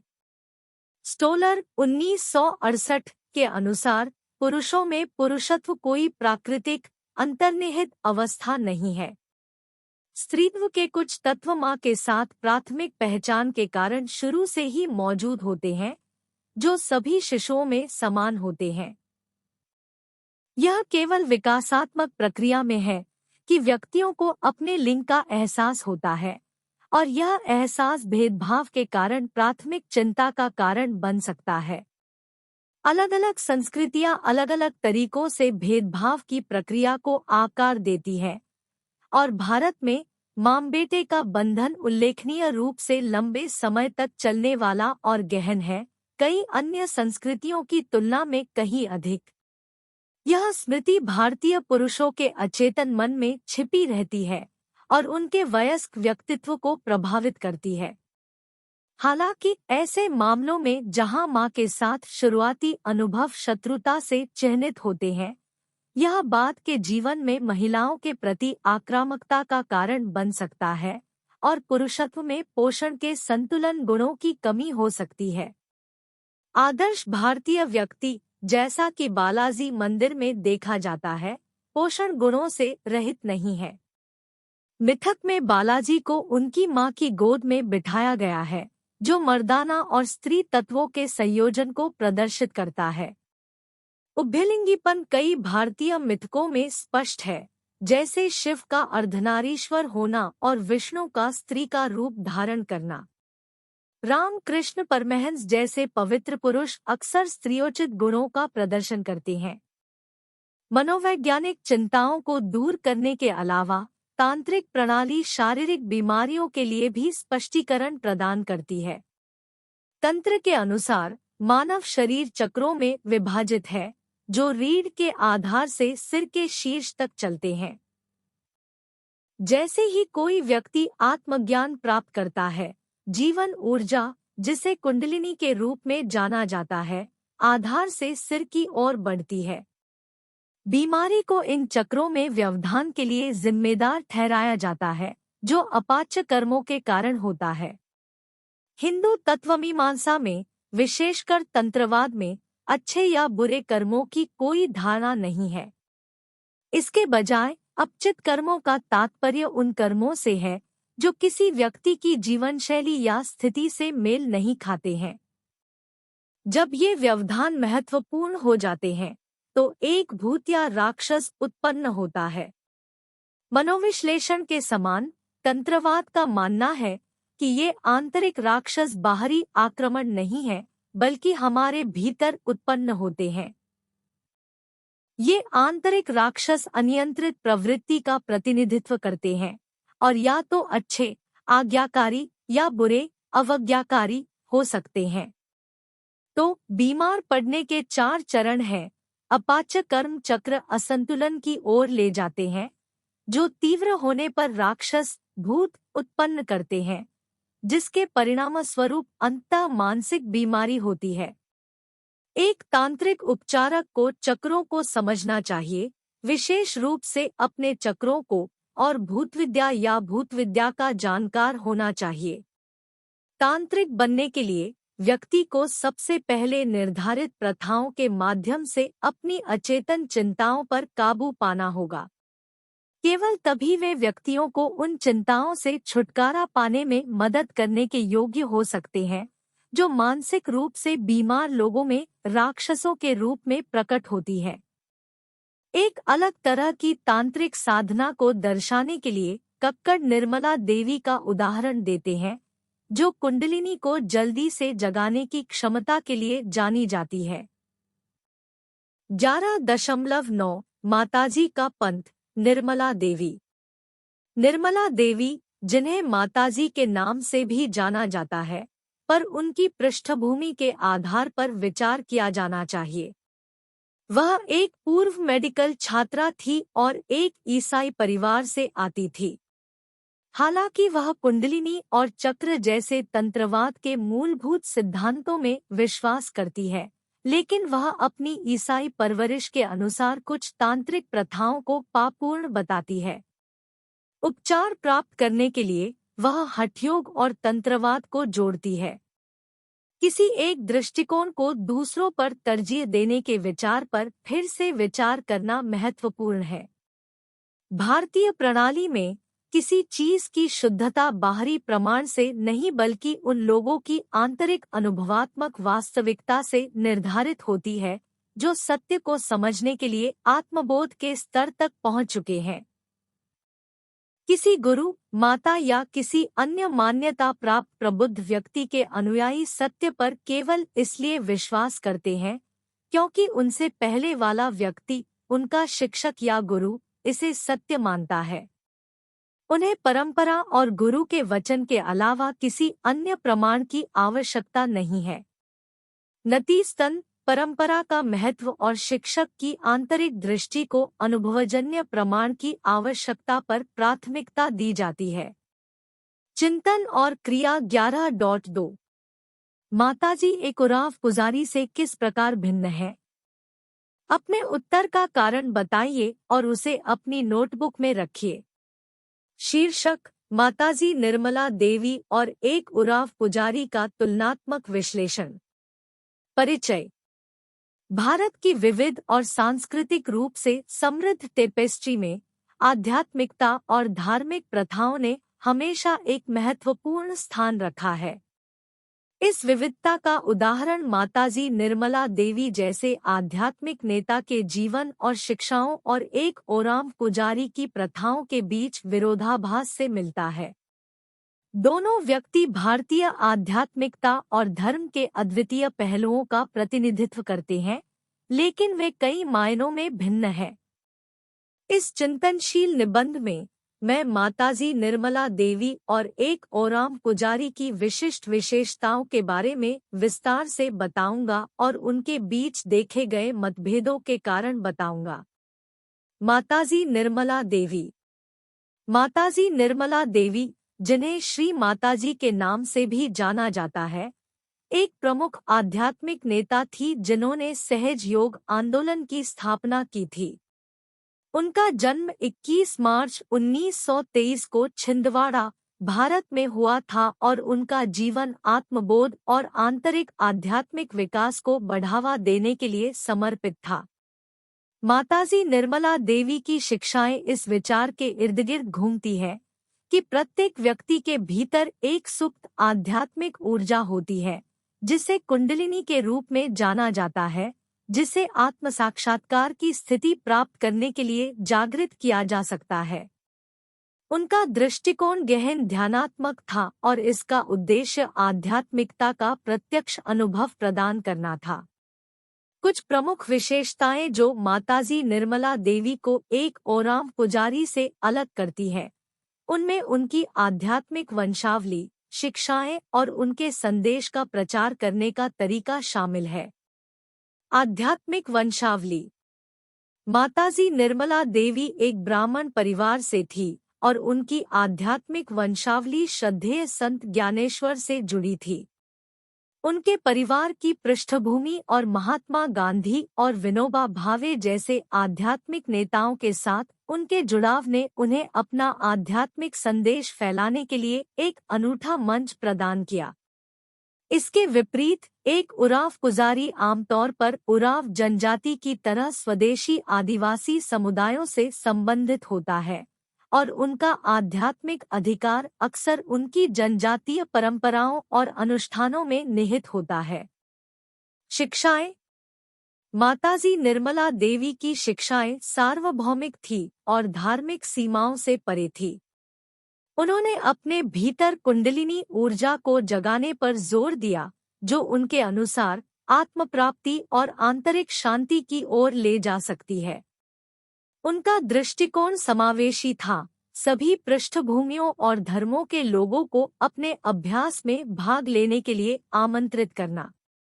दूसरी ओर, एक ओराम पुजारी मुख्य रूप से जनजाति के पारंपरिक रीतिरिवाजों और रीतिरिवाजों का पालन करते हुए अपने विशिष्ट आदिवासी समुदाय की धार्मिक और आध्यात्मिक जरूरतों को पूरा करता है। संदेश का प्रसार। अपने संदेश को फैलाने के लिए माताजी निर्मला देवी का दृष्टिकोण ध्यान सत्रों, सार्वजनिक कार्यक्रमों और दुनिया भर में ध्यान केंद्रों की स्थापना के माध्यम से था। उनका लक्ष्य सभी राष्ट्रीयताओं, नस्लों और धर्मों के लोगों तक पहुंचना था।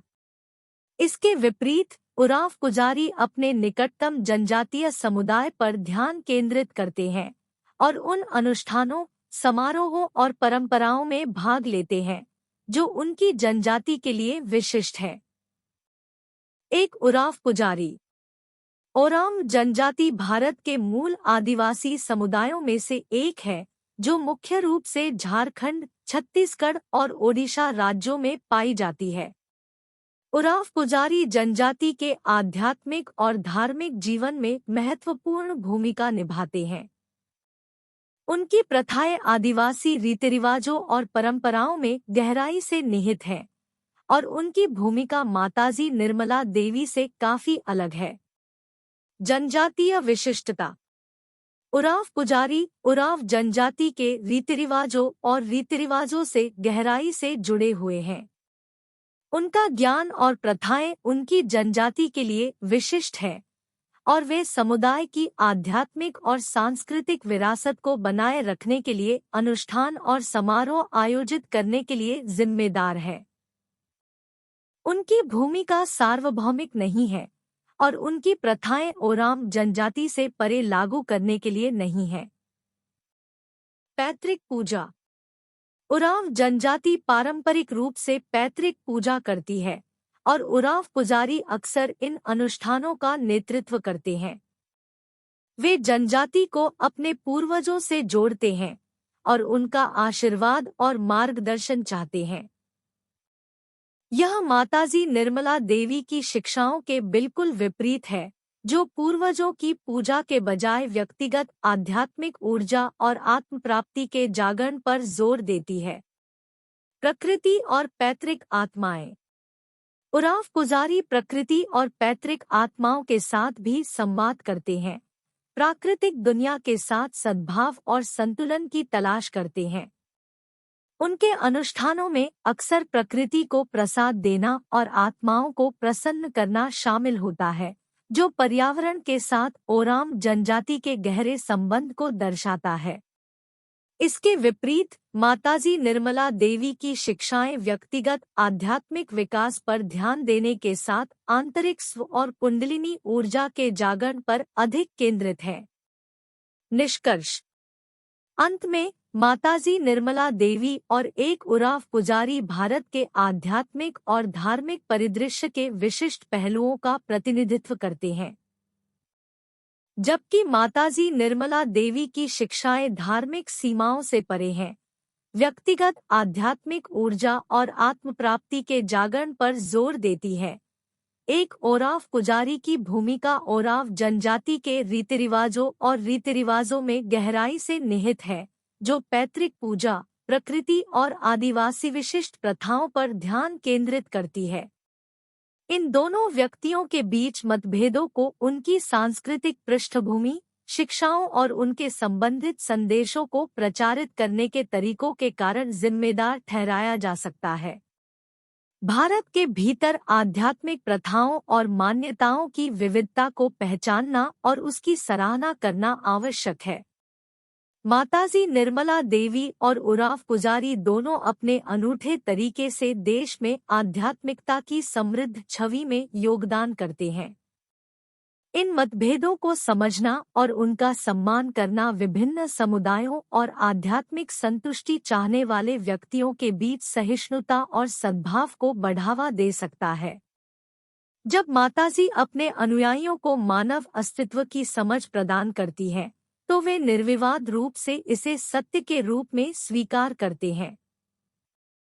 इस परिप्रेक्ष्य में मानव शरीर के शरीर विज्ञान को विभिन्न बिंदुओं पर स्थित मानसिक ऊर्जाओं के रूप में दर्शाया गया है, जिसका एक महत्वपूर्ण हिस्सा रीढ़ के आधार पर है, जिसे सुषुम्ना के रूप में जाना जाता है। इस मान्यता के अनुसार जब एक मानव शिशु सार्वभौमिक चेतना से जन्म लेता है, तो जन्म के समय गर्भनाल के कटने से स्रोत से संबंध टूट जाता है। इसलिए नाभि शरीर के हिंदू दृष्टिकोण में एक महत्वपूर्ण केंद्र के रूप में कार्य करती है, जो व्यक्तिगत चेतना को उसके सार्वभौमिक मूल से अलग करने का प्रतीक है। इस व्याख्या में अहंकार और अतिअहंकार मस्तिष्क के दाएं और बाएं हिस्से में स्थित होते हैं, और जैसे जैसे वे किसी व्यक्ति के जीवन भर विकसित होते हैं, व्यक्ति की चेतना अतिचेतना से अलग हो जाती है। सरल शब्दों में, जैसे जैसे किसी व्यक्ति की स्वयं की भावना या मैं बढ़ती है, वे चेतना के स्रोत से दूर होते जाते हैं। मुक्ति प्राप्त करने में अतिचेतना से संबंध को पहचानना और उसमें वापस लौटना शामिल है।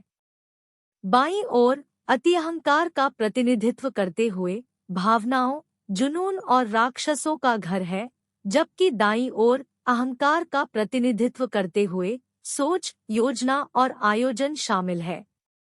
यह ध्यान रखना आवश्यक है कि माताजी की अहंकार और अतिअहंकार की व्याख्या मनोविश्लेषणात्मक अवधारणाओं से भिन्न है।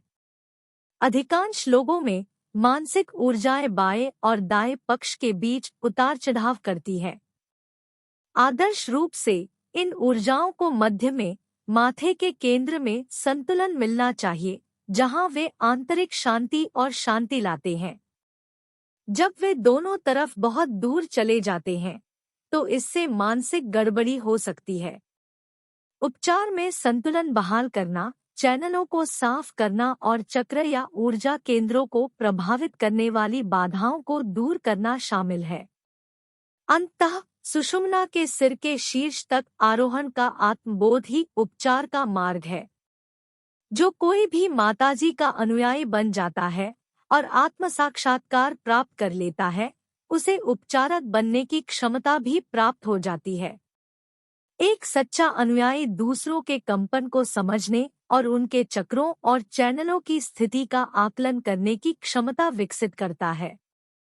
आधुनिक चिकित्सा दृष्टिकोण से यह पूरी तरह से खारिज नहीं किया गया है कि एक उपचारक निदान के लिए रोगी के प्रति अपनी भावनात्मक प्रतिक्रियाओं का उपयोग कर सकता है, क्योंकि ऐसे उदाहरण हैं कि डॉक्टरों के पास रोगी के स्वास्थ्य के प्रति सहज प्रतिक्रियाएं होती है।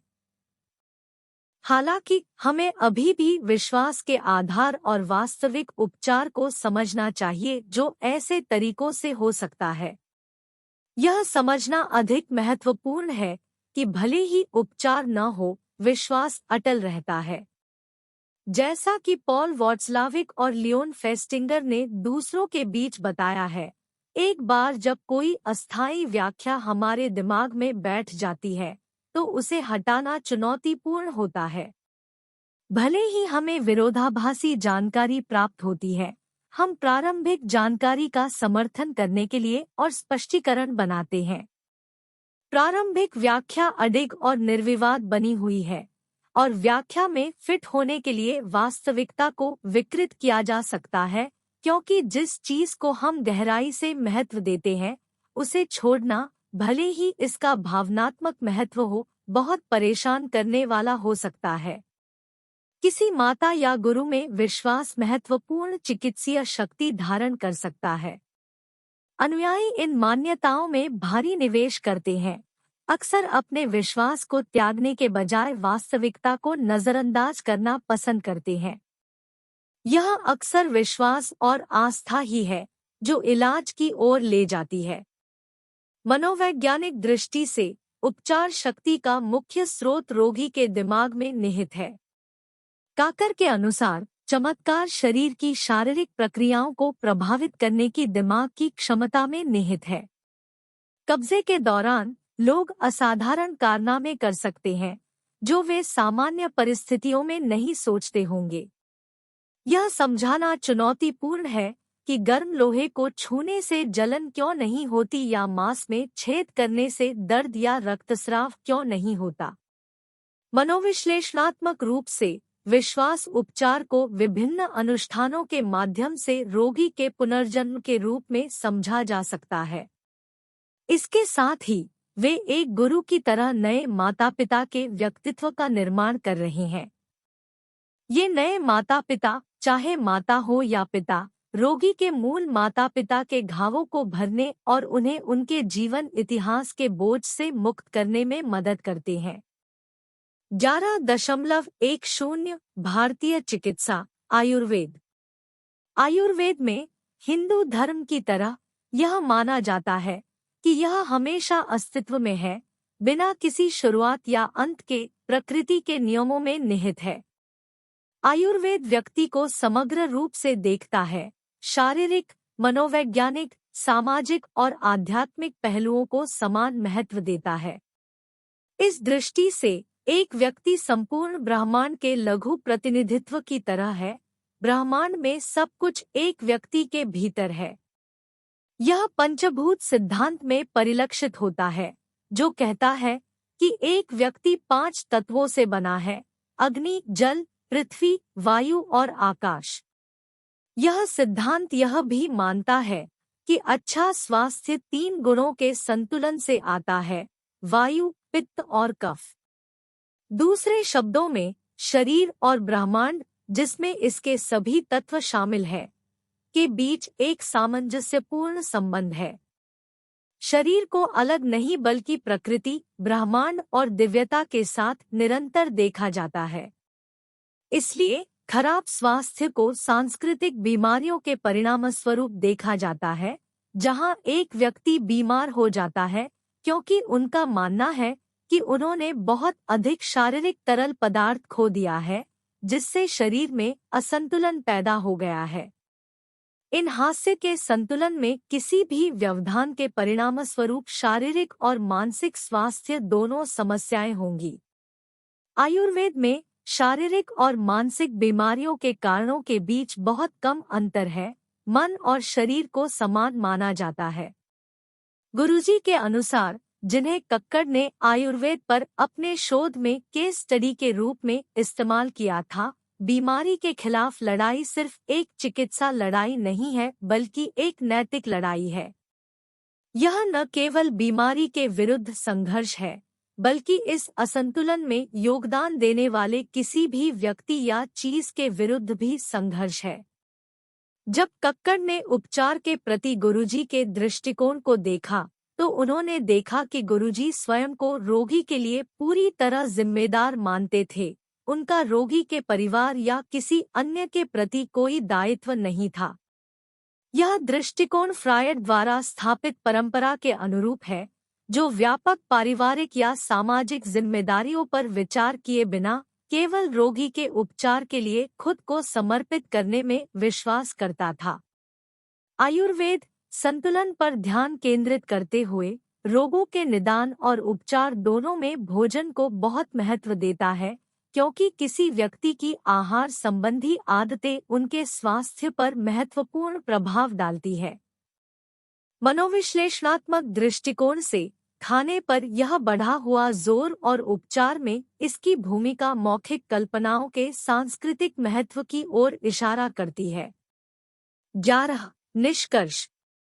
इस पुस्तक में लेखक ने भारत में पाई जाने वाली उपचार पद्धतियों की एक विस्तृत श्रृंखला की खोज की है। बीमारी के कारणों और परिणामों के बारे में चिकित्सकों और मान्यताओं पर ध्यान केंद्रित किया गया था। इस पूरे कार्य में एक आवश्यक विचार जो छात्रों के लिए समझना महत्वपूर्ण है, वह यह है कि हम विभिन्न संस्कृतियों में उपचार पद्धतियों को कैसे अपनाते हैं। कई चिकित्सकों और मनोविश्लेषकों ने पारंपरिक रूप से केवल पश्चिमी वैज्ञानिक तरीकों और रूपरेखाओं के माध्यम से सत्य की खोज की है। इससे आगे की किसी भी चीज को अक्सर अंधविश्वास या धोखा कहकर खारिज कर दिया जाता है। यह पुस्तक सामाजिक और ऐतिहासिक आधार पर रहस्यमय दुनिया को खारिज करने को चुनौती देने और पश्चिमी दुनिया की जातीयतावाद और श्रेष्ठता की भावना का प्रतिकार करने के लिए लिखी गई थी। काकर ज्ञान के 4 स्तरों को स्वीकार करते हुए ज्ञान पर अपना दृष्टिकोण प्रस्तुत करते हैं। सामान्य ज्ञान, वैज्ञानिकों का तर्कसंगत ज्ञान, कलाकारों का कल्पनाशील ज्ञान और रहस्यवादियों का आध्यात्मिक ज्ञान। इनमें से प्रत्येक स्तर का अपना मूल्य है और किसी को भी छूट नहीं दी जानी चाहिए।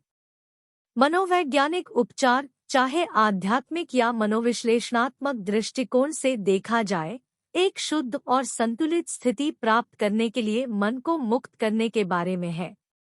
पारंपरिक हिंदू धर्म में यह मुक्ति मुख्य रूप से एक आंतरिक मानसिक स्थिति है। इसमें विभिन्न आंतरिक स्थितियों का अनुभव करने की क्षमता का विस्तार शामिल है, जबकि बाहरी प्रथाएं सीमित है और पारंपरिक रूढ़ियों का पालन करती हैं। इस दृष्टिकोण में मुक्ति मुख्य रूप से पारलौकिक है। इस सांसारिक मामले बड़े पैमाने पर स्थिर व्यवहार पैटर्न का पालन करते हैं। पश्चिमी दृष्टिकोण आंतरिक चेतना को एक स्थिर, तर्कसंगत और आत्मजागरूक अवस्था के रूप में देखता है। मुक्ति को बाहरी दुनिया में कार्य करने की क्षमता का विस्तार करने और अधिक विकल्प रखने के रूप में देखा जाता है। आंतरिक दुनिया का विस्तार करना अक्सर तर्कहीन और कभी-कभी मानसिक बीमारी का संकेत माना जाता है, जैसा कि तब देखा गया था जब पश्चिमी विचारकों द्वारा गैर पश्चिमी ओझाओं और फकीरों को विक्षिप्त या मनोरोगी करार दिया गया था। भारत में उपचार को व्यक्तिगत नहीं बल्कि सामूहिक प्रयास माना जाता है। भारत में मरीज हमेशा रिश्तेदारों और शुभचिंतकों से घिरे रहते हैं, जिन्हें उपचार प्रक्रिया का एक अभिन्न अंग माना जाता है। पश्चिमी चिकित्सा में ऐसे समूहों को अक्सर रोगी की गोपनीयता में घुसपैठ और संभावित रूप से हानिकारक के रूप में देखा जाता है।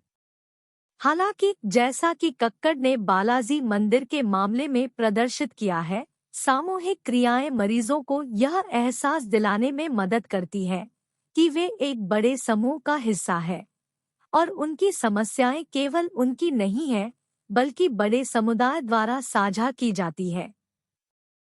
रोगियों और उनके रिश्तेदारों के साथ सक्रिय रूप से संवाद करना और सांस्कृतिक रूप से आत्मा पर कब्जा करने जैसी मान्यताओं का समर्थन करना अधिक सकारात्मक मानसिकता और अपराध बोध से मुक्ति की भावना में योगदान देता है, जो अहंकार को अधिक अनुकूली स्थिति में लौटने में मदद करता है। सामाजिक समर्थन और स्वीकृत ढांचे के भीतर बीमारियों की सांस्कृतिक व्याख्या मूल्यवान चिकित्सीय सहायता प्रदान कर सकती है, जिससे अक्सर रोगी सामान्य जीवन में लौट सकता है।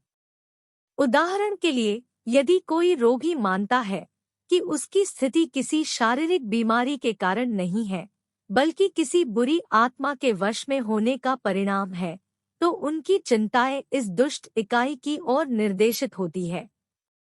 जब यह माना जाता है कि आत्मा ने उनके शरीर को छोड़ दिया है, तो इस विश्वास के आधार पर रोगी यह सोचकर मानसिक सुधार का अनुभव करता है कि नकारात्मक शक्तियां चली गई है।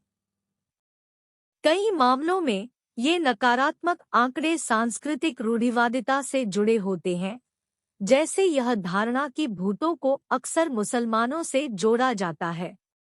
परिणामस्वरूप अतार्किक कल्पनाओं और आवेगों का श्रेय रोगी को नहीं बल्कि सांस्कृतिक रूप से कलंकित इस समूह को दिया जाता है।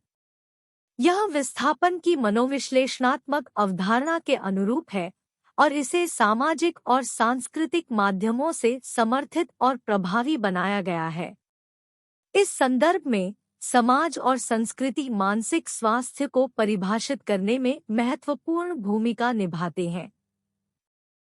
इसे व्यक्ति की आंतरिक आवश्यकताओं और बाहरी वास्तविकता के बीच संतुलन के रूप में देखा जाता है। चूंकि ये जरूरतें सांस्कृतिक रूप से आकार लेती हैं, अधिकांश लोगों को अपने समाज के अच्छी तरह से समायोजित सदस्य बनने के लिए बड़ा किया जाता है। हालांकि कुछ जीवन स्थितियों में व्यक्ति अपनी आंतरिक अवचेतन इच्छाओं और सामाजिक अपेक्षाओं के बीच संघर्ष से जूझ सकते हैं। कभी-कभी सामाजिक मांगें एक व्यक्ति की सहन शक्ति से अधिक हो जाती हैं, खासकर रूढ़िवादी समाजों में महिलाओं के मामले में। ऐसे मामलों में एक आउटलेट प्रदान करने के लिए सांस्कृतिक तंत्र काम में आते हैं। भूत का कब्जा रोगी को उन आंतरिक भावनाओं को व्यक्त करने की अनुमति देता है जिन्हें उनके सामान्य जीवन में प्रकट नहीं किया जा सकता है। नतीजतन एक आम तौर पर आरक्षित महिला अभद्र भाषा का उपयोग कर सकती है, अपने पति या पत्नी को डांट सकती है, या यहाँ तक कि खुले तौर पर यौन व्यवहार में संलग्न हो सकती है, जिससे उसके अहंकार को राहत मिलती है। इसके साथ ही वह सांस्कृतिक रूप से अपने कार्यों के परिणामों से मुक्त हो जाती है और उन्हें खुद के बजाय हमलावर दानव को जिम्मेदार ठहराती है। समाज और संस्कृति का उपचार और मानसिक कल्याण पर महत्वपूर्ण प्रभाव पड़ता है। इस विचार को सांस्कृतिक मनोविज्ञान के क्षेत्र में स्वीकार किया गया है, जिसका यह पुस्तक गहन विश्लेषण और अन्वेषण करती है।